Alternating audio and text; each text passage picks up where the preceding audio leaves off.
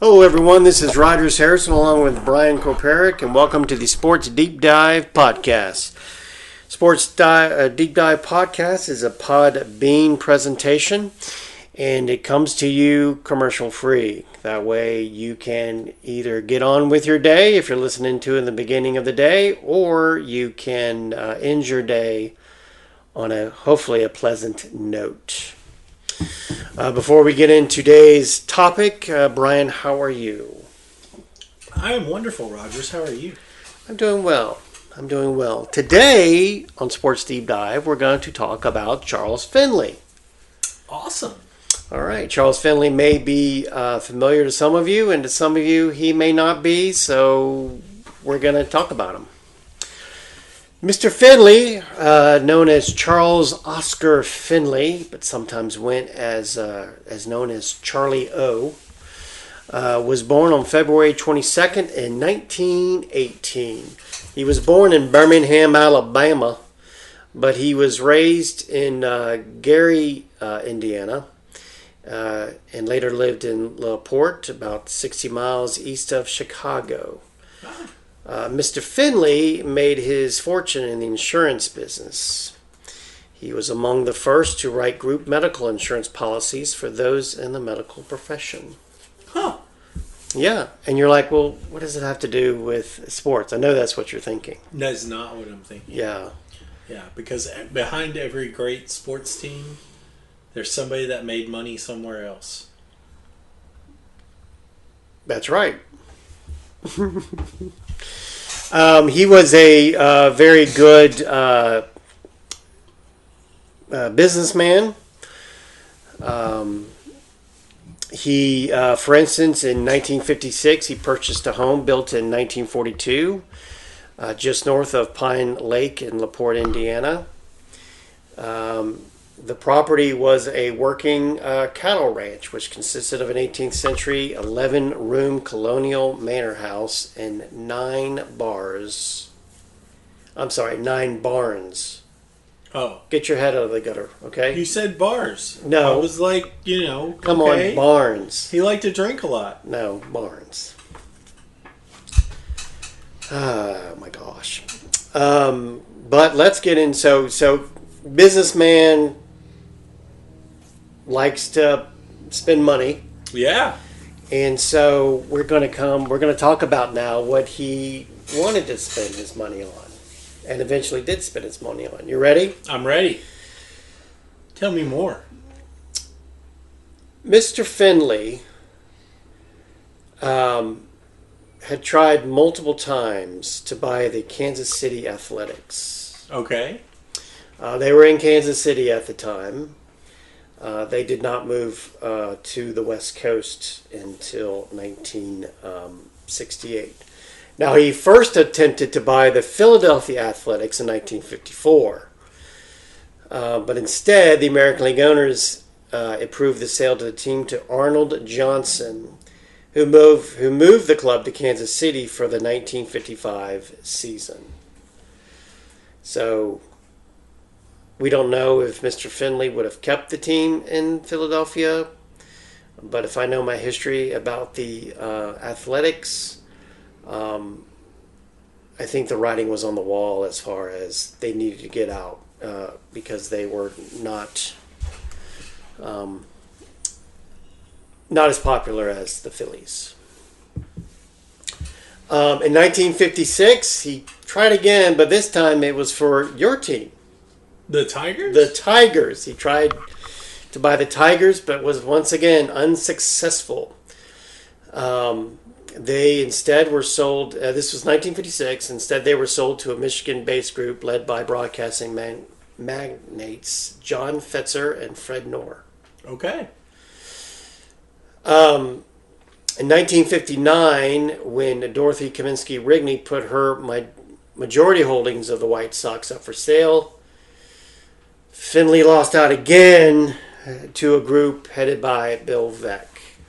Okay. All right. And then 1 year later, which would be 1960, he was among a group of contenders for the American League expansion franchise earmarked for Los Angeles, which we now know today is the Los Angeles Angels. But Gene Autry ended up the founding principal owner of that team. So he just can't make it happen. He wants to own a baseball franchise, it seems. Yeah, he's tried, 4 times at this point? He tried with the Philadelphia A's. He tried with the Detroit Tigers. He tried with the White Sox. And he tried with the Los Angeles Angels. Wow. Apparently he doesn't even care where it's at either. He just wants one. He wants one. He wants one, and it seems that he's going after American League clubs. I don't know if that has anything to do or not. I guess the National League. I guess the National League clubs weren't for sale. All right. So remember, he tried to go with the Philadelphia A's. Right. And but it was sold to Arnold Johnson, who moved the team to Kansas City and became the Kansas City Athletics. Well, on March 3rd, 1960, Arnold Johnson died suddenly at the age of 54. He had a cerebral hemorrhage. Okay. And so he died at 54. Now, the Athletics were struggling through last place that season, and they were being operated by Johnson's estate. Okay. So he died unexpectedly. The Athletics were basically in last place, and his estate had to run it for the rest of the season. So, just weeks after he had lost his bids for the Angels franchise, on December 19th of 1960, Mr. Finley purchased the estate's controlling interest in the Athletics. Ooh. Hooray! He finally has a baseball team. And he's the controlling owner. And it's the franchise that he originally set his sights on, which was the Athletics. He then bought out the minority owners years later. But, I mean, hey. Here we go. So, basically, from 1961 onward, Finley was his own GM. I mean, the A's had somebody with the title as GM, but Finley was... He didn't go after 5 teams or 4 teams to just let somebody else run it. Now comes the tricky part. So he's bought the team, and he's got it for the 1961 season onward, right? He's basically the GM. And they have a GM on thing, but that GM doesn't last until about 1966, and then Finley's just like, all right, well, I'm running the team. But he's trying to move the team now. Oh. Remember, they're in Kansas City. Right. In January of 64, he reached agreement with Louisville to move the team there for the 64 season, and he signed a 2-year lease on a stadium there. Okay. Now, fast forward to 2025, Louisville has a minor league team, AAA team, and they are called the Louisville Bats, and they are the AAA affiliate of the Cincinnati Reds. Okay. So just a little side thing there.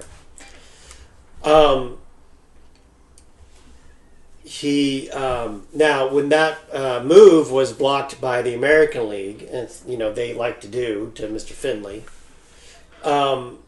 he began entertaining offers, and 2 cities that he would get offers from were Denver and San Diego. And a little side note, San Diego got its first baseball team in 1969 when the Padres entered the American League. Okay. And the Denver got its franchise in 1993 when the Colorado Rockies entered. It was that late, huh? Well, they had a AAA team until then. Okay.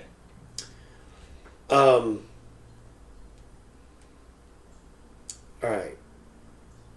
Finley replaced the Athletics' traditional elephant mascot with a live mule. He named it Charlie O. And it paraded around the outfield, into cocktail parties, hotel lobbies, into the press room, basically to annoy reporters. In 1976, the mule died at the age of 20. Well, that's a pretty so good see, life. all right, so you got this guy who made his money as a businessman, and now he's trying to take some of that business sense, I guess, and to the franchise. So I don't know if you've ever noticed this, but the Athletics uniforms are green and gold. Right. Not many teams have those colors. The Green Bay Packers are one. Yeah. That comes to my mind. A lot of teams have red, white, and blue. Blue and gold. Yeah, something like that. The Colorado Rockies, we mentioned before, have purple and black. And they have purple and black, so they're kind of different. Yeah. There are a couple of teams that have a teal, like the Hornets and the Seattle Kraken. The Charlotte Hornets and the Seattle Kraken. But everybody back then, in the early '60s, was basically just red and blue or something like that, right? Well, in 1963, Mr. Finley changed the team's colors to Kelly green and Fort Knox gold. Okay. All right, that's the official thing. Also wedding gown white. Because you had to have right. Color right. So here we go. Kelly green, Fort Knox gold, wedding gown white. Woo! In 1967, he replaced the team's traditional black spikes with white, and the Athletics wear white spikes today, or white shoes. He also started phasing out the team name Athletics in favor of A's. Right. Which is funny because in 2025, they want to be known as the Athletics because they don't have a city associated with them. Right. While they're playing in Sacramento. They don't want to be known as the Sacramento A's. Right. And they don't want to be known as the Las Vegas A's, and they can't be known as the Oakland A's, so they're just the Athletics. If you look at a baseball schedule, you got the abbreviations, and they're ATH on the schedule. So he's making some changes. He changed the uniform. He got the Charlie O mule. He's got them wearing white shoes or white spikes when everyone else is wearing black. He's trying to differentiate them from everybody else. All right. Marketing. Well, so let's talk marketing, shall we? Okay. All right. Now, the Beatles, I don't know if you've heard of them, the rock group, the Beatles. Yeah, once or twice. Yeah, the Beatles were touring the U.S. in the summer of '64, basically August and September. And so, because it was the summer, they were playing in outdoor venues and that type of thing. So Mr. Finley wanted them to come to Kansas City to perform at Municipal Stadium. And he took a look at their tour schedule, and he saw, well, they've got an open date. Why don't I try to get him here? He offered to pay the Beatles $150,000, which would be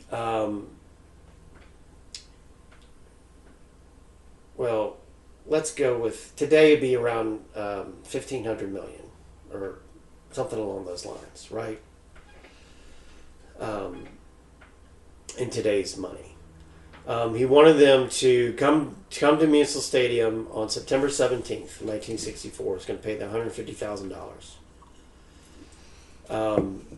And that day, because they had a day off that day, right? And he started printing up tickets. Read Charles O. Finley is pleased to present for the enjoyment of the Beatle fans in America, the Beatles in person.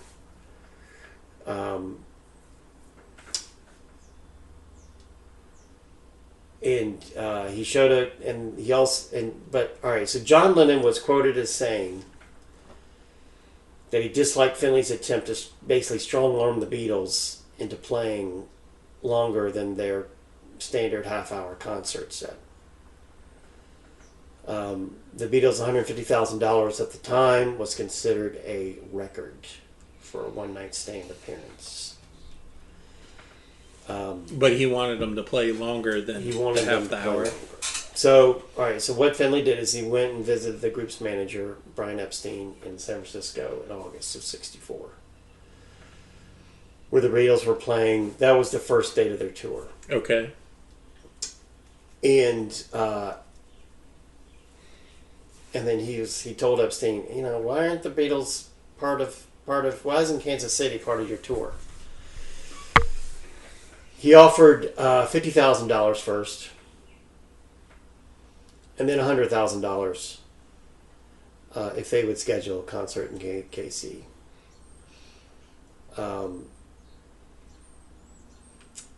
Epstein refused. The only free date that they had available was September 17th, and the band was scheduled for a day of rest in New Orleans.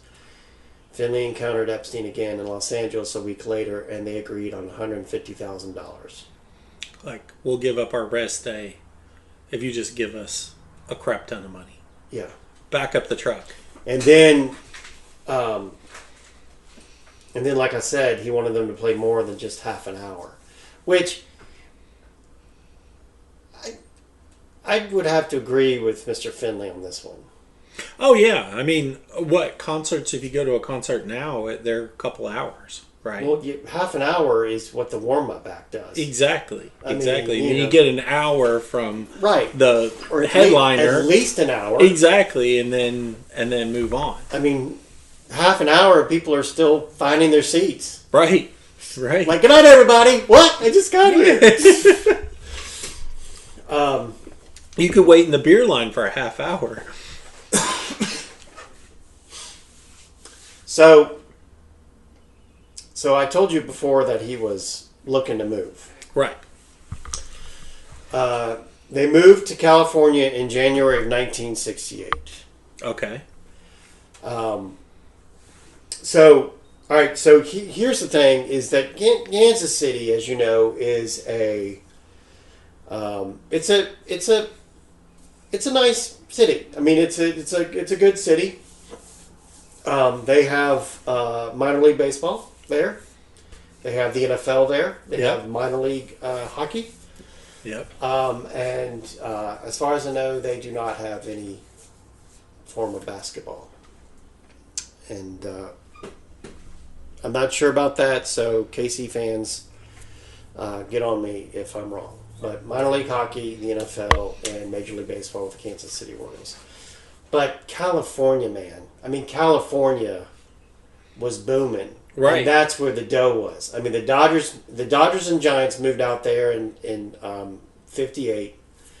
The Padres were an expansion team in 69. The Angels were an expansion team in 60, as we know.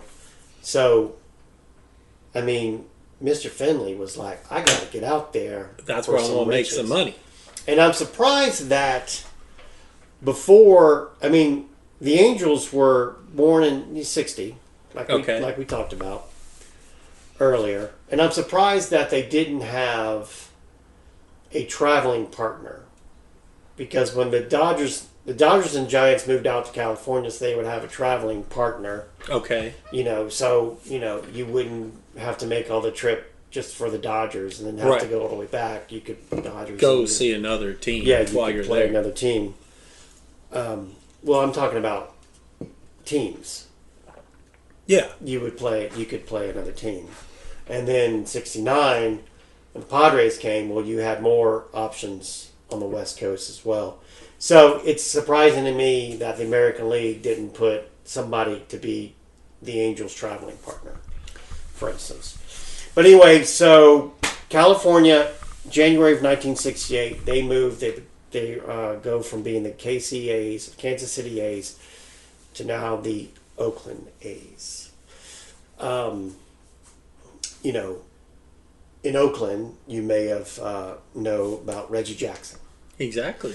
You may know about Burt Campanis. Yeah. You may know about Sal Bandino. You may know about Cashfish Hunter, Rolly Fingers, Vita Blue, Ricky Henderson.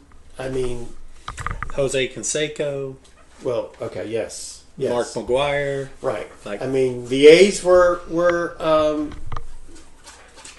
very popular. Yeah. At the time when they were in Oakland,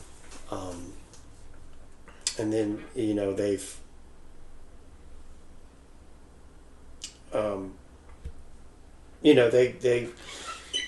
they were once a very proud franchise, I guess is what I'm saying. And in years they haven't been as much, but they've still been supported by Oakland. But unfortunately, their current owner wants to move them away from Oakland. He wants to go to Vegas. Eventually Vegas, because that seems to be the gold mine these days. Exactly, right? I mean, how many sports teams have tried to move there recently? Quite a few. Well, two. Well, that's quite a few. One has moved there. Right. That would be the Raiders. And then they're an expansion team, the Golden Knights. Exactly. Exactly. They were an expansion team. They didn't move there. That's true.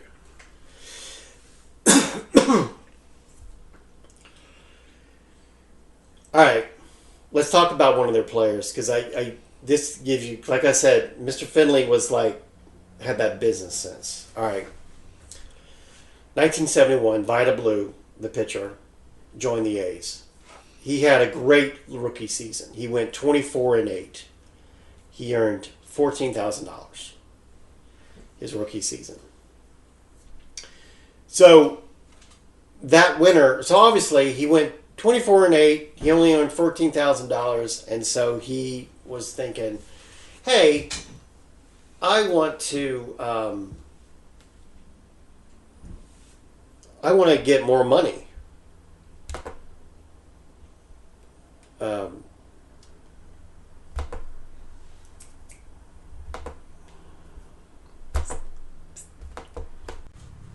So, like I said, he was thinking, "Hey, I want to get more money."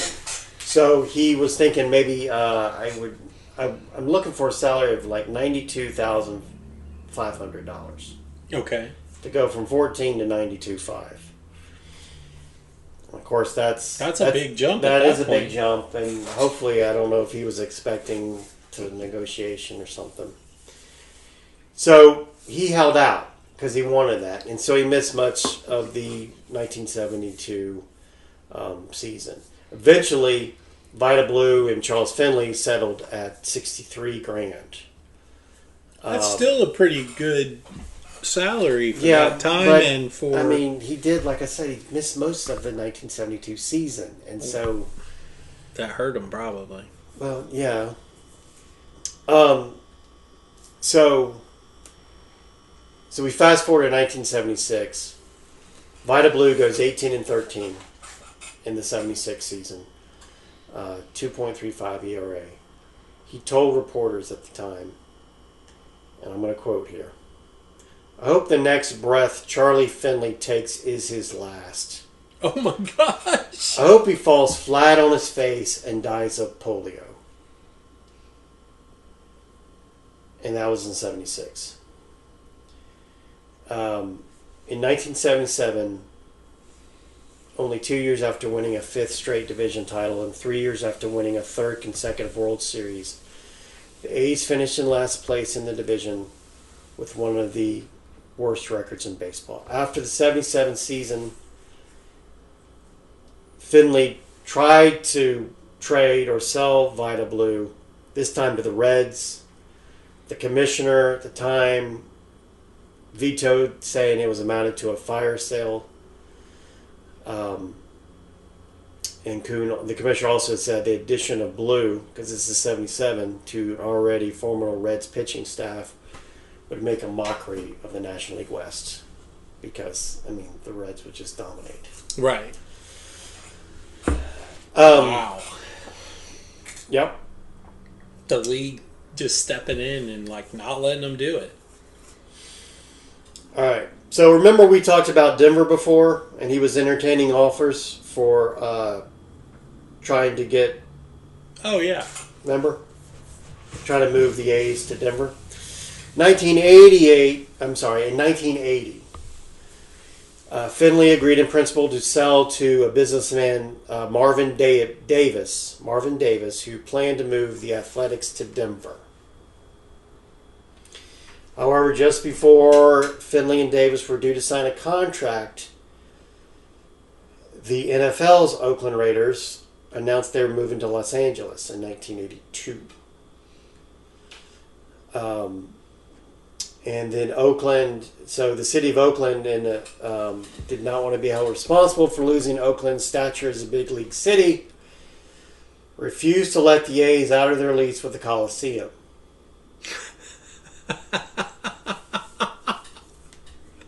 They're like, we'll save this. We just won't let you out. Yeah. Isn't it funny how history kind of repeats itself? Yeah. Kind of thing? Yeah. So Finley was forced to sell to local buyers, and he agreed to sell the A's to Walter A. Haas Jr., president of Levi Strauss and Company. Okay.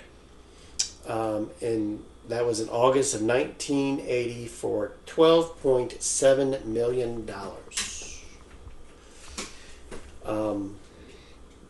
That's chump change in today's. Mm-hmm. The deal was finalized before the 81 season. Mr. Finley was asked to remain with the new owners as a vice president or a mentor.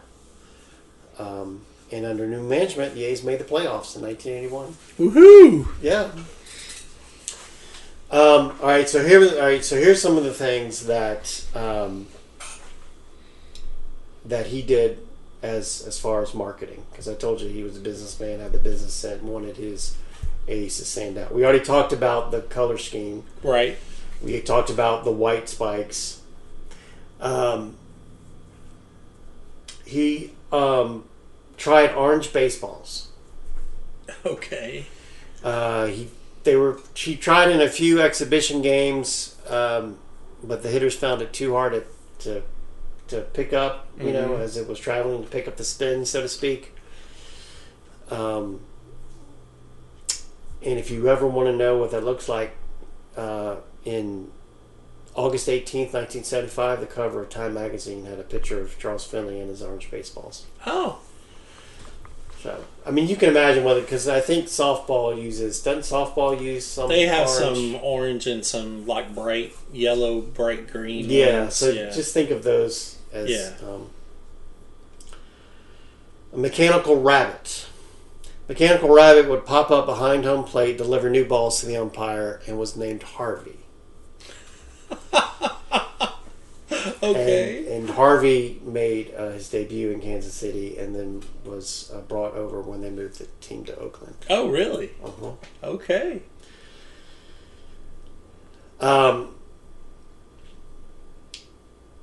He hired Stanley Burrell. Have you heard of that name before? Yeah. Who's Stanley Burrell? We did a podcast on him, didn't we? No. No? No. Stanley Burrell would later become known as rapper MC Hammer. Oh, okay. That's why I knew the name. I got you. He hired Stanley Burrell to be an executive vice president when Stanley was just a teenager. He wanted someone to be his, quote, eyes and ears. See, this is all some crazy. All right. Yeah. He offered players $300 bonuses to grow mustaches during the 1972 baseball season. Oh. And Rollie Fingers took him up on it. And, Rollie Fingers has that famous handlebar mustache. Yeah. Yeah. And that became... That's where it came from, huh? That's what he came from. Finley purchased the Oakland Seals of the National Hockey League in 1970,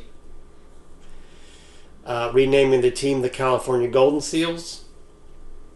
Mimicking the A's, he changed the team colors to green and gold. And he had the Seals wear white skates instead of traditional black, which the players and the fans did not like. Because white skates are traditionally used or worn by women. In figure skating. in figure skating, right? And so the NHL players are like, no. We're not wearing women's skates. We're not wearing them. Obviously, the Oakland Seals have moved on and are no longer part of the National Hockey League. In 1970, so the same year, he purchased the Memphis Pros of the American Basketball Association, the ABA, and he changed the name to the Memphis Tams, the name being an acronym for Tennessee, Arkansas, and Mississippi. Oh. And as was the case with the A's and the California Golden Seals, he changed the colors to green and gold. This man had a thing for green and gold. Guess who he hired as the team president of the Memphis Tams? I don't know. Who? Adolph Rupp. Really? Mm-hmm. He had just retired from coaching, coaching the Kentucky Wildcats, for those of you who don't know. Hired him as team president. After the first season, he sold both of those teams and returned to baseball. Okay. It was like, no. In 87, he proposed a new football league. The league would merge with the Canadian Football League and be renamed the North American Football League. The American cities would be made up of those that lost out on the USFL. Finley represented the Chicago team. Okay. The USFL's Arizona Outlaws had already come out in support of the idea of playing in the CFL as an American team, and had certain executives with the Memphis. So the Memphis Showboats and the Arizona Outlaws had already thought of this idea. It's like, yeah, we could play in the CFL as American for the cities. North American League.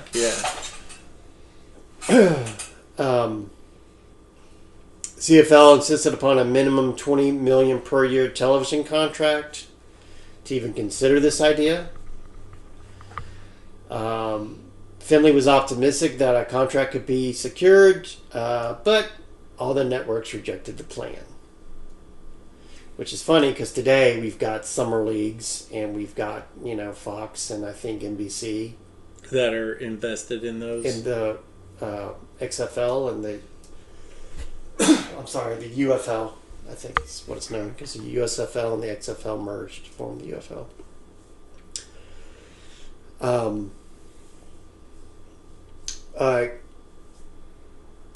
All right, so let's talk about his final years.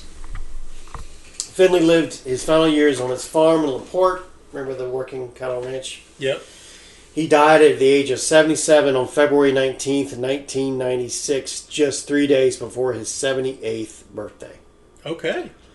He had suffered from heart disease and had been admitted 2 weeks earlier to the Northwestern Memorial Hospital in Chicago. So that is just a deep dive into Charles Oscar Finley. Businessman, sports owner, and major lover of baseball. Yeah, and tried to do anything to market his team. The Savannah Bananas of the 60s and 70s. The Savannah Bananas? Yeah. Well, I mean, he tried to market them, but Bill Veeck also was a marketer, and then Ted Turner later when he would own the Braves. But that's it. Mr. Finley, what do you think, Brian? That was really interesting. As a huge Mark McGwire fan, of course, I followed the A's, during that period of time. So I thought you were a Tigers fan. Definitely a Tigers fan. I followed the A's because of Mark McGwire at that time when he played for them. So when the A's played the Tigers, who'd you root for? The Tigers. Okay. Yep. Actually, I saw the A's play the Tigers 4 times at Tiger Stadium. And I shook Mark McGwire's hand on the top of the dugout on the Tigers side. How old were you when that happened? Were you a teenager? Maybe. Yeah. I saw him and Canseco play there, and then I'm wanting to think Ricky Henderson, maybe earlier. Did Ricky play when Chet Lemon and them played? Probably. Think so. Yeah, he played in the 70s and then come back later. Yeah. So it would have been like early 80s or something. Yeah. Yeah. I don't know if he was with the Yankees by then. Because at that point in my life, I spent a lot of time in the summers up in Michigan with my family up there, and they would take us to Tiger games all the time. And it was really cool because... Was it Northern Michigan? Did you see Chris Rock? No, not Northern Michigan. Okay. No. Around the Detroit area. But we would go to Tiger games, and back then you could get there early to watch batting practice. And if you were there during batting practice, it was acceptable for younger kids to get down on top of the home dugout, hang your feet off the dugout while they're doing BP, and the players would all come by and give you baseballs or just, shake your hand or whatever. It was really, nice. Really neat. So nice. Yeah. All right, well, we're going to wrap up this edition of the Sports Deep Dive podcast. Brian, where can people find you if they want to see you? Yeah, so I'm on YouTube and Facebook, as well as TikTok and Instagram at Random Things with BK. All right. And that's like a YouTube series on DIY stuff, right? That's correct. Yeah. I am a lover of sports, as you know. That's why I have this podcast, and I can be found on Blue Sky as 318 North. So until next time, have a great day, and so long, everyone.